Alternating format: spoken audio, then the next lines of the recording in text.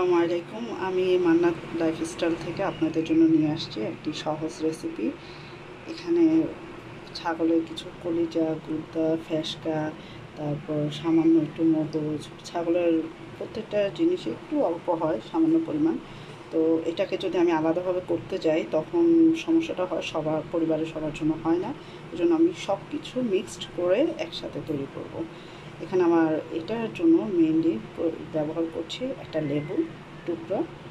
লেবুর রসটা এখানে আমি দিয়ে 20 থেকে 25 মিনিটের জন্য রেখে দিব।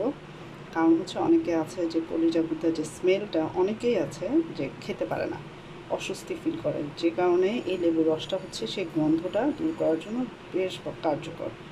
তো এটা দিয়ে আমি 20-25 মিনিটের জন্য রেখে দিব। আর বাকি উপকরণগুলো আমি আপনাদের দেখিয়ে দিচ্ছি। এখানে কিছু গরম মশলা নিয়েছি, জিরা গুঁড়ো, মরিচ গুঁড়ো, হলুদ গুঁড়ো, পেঁয়াজ কুচি, কাঁচামরিচ কুচি, একটু সরিষার তেল, আদা রসুন বাটা এবং লবণ। আমি 20 মিনিট পর আপনাদের মাঝে আবার ব্যাক করছি। এই লেবুটা দিয়ে আমি এটা ম্যারিনেট করে 20 থেকে 25 মিনিট রেখে দেবো। আবার 20 থেকে 25 মিনিট পরে আমি ফিরে আসলাম আপনাদের মাঝে। এই মুহূর্তে আমি ব্যবহার করবো এখানে 2 চা চামচ আদা রসুন বাটা। তারপর হচ্ছে এখানে আমি গরম মশলা, জিরা, হলুদ গুঁড়ো, মরিচ গুঁড়ো, সরিষার তেল, এগুলো সব একসাথে মিশিয়ে ফেলবো এই উপকরণটির সাথে। তেল দিব পরিমাণ মতো, সামান্য, খুব বেশি প্রয়োজন নেই, 2 টেবিল চামচ দিলে যথেষ্ট।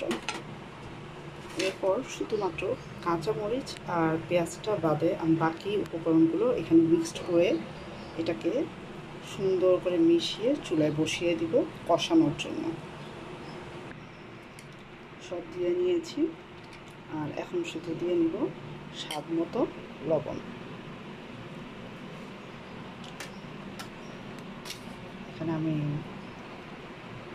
1/2 চামচের মতো লবণটা ইউজ করছি, আর একটু দিয়ে দিলাম। আর এখানে হলুদ মরিচ কিন্তু আমি চা চামচে 1 চামচ করে ইউজ করেছি। এখন আমি সব কিছু ভালো করে মেখে মিশিয়ে কষানোর জন্য বসিয়ে দিব। কষানোর জন্য বসানো হয়ে গিয়েছে। এখন আমি কষানোর জন্য প্রায় 30 মিনিটের মতো চুলায় ছেড়ে দিব এটাকে ঢাকনা দিয়ে। এটা আগুনটাকে মাঝারিভাবে রাখতে হবে, বেশি জোরে দিলে পুড়ে যাবে, বেশি কম দিলে পানি বেশি বের হবে। মাঝারিভাবে আমরা আগুনের স্পিডটা রাখবো। প্রায় 10 মিনিট পর কলিজার অবস্থাটা এইরকম, পানি বের হয়ে আসছে।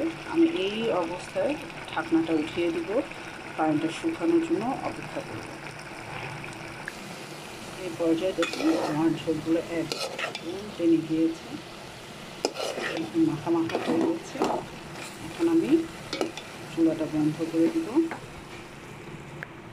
সেই যে বলেছিলাম আমি কষানোর সময় 2 টেবিল চামচ সরিষার তেল ইউজ করেছি। এখন বাকি সরিষার তেলটা আমি ভাজির জন্য ইউজ করব। এখন একটা ফ্রাই প্যানে আমি আবার 2 টেবিল চামচ সরিষার তেল দিয়ে দিলাম। পেঁয়াজগুলোকে হালকা ভাজা ভাজা করব।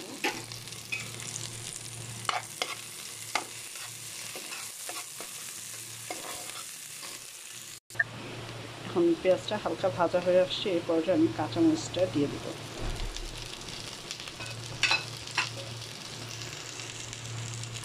আমি হলুদগুলো দিয়ে দিয়েছি।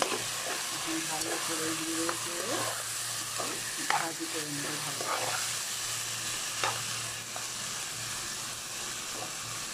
ভাজিটা 5 মিনিটের মতো করলেই হবে। একটু মিশিয়ে ভালো করে একটু হালকা যে ঝোলটা থাকে ওটা একটু টেনে নিবে, এরপর কমপ্লিট হয়ে যাবে। শেষ পর্যায়ে আমি একটু 5 ফোড়ন মশলা ইউজ করে দিচ্ছি। এটা একদমই অপশনাল, আপনার যদি ভালো লাগে আপনি ব্যবহার করবেন, নইলে জিরা গুঁড়া ইউজ করতে পারেন, ধনিয়া গুঁড়া ইউজ করতে পারেন, যে ফ্লেভারটা আপনার কাছে ভালো লাগে। অবশেষে তৈরি হয়ে গেল কলিজা ফ্যাসকা ভাজি, ভুনা, যাই বলেন। অবশ্যই বাসায় ট্রাই করে দেখবেন।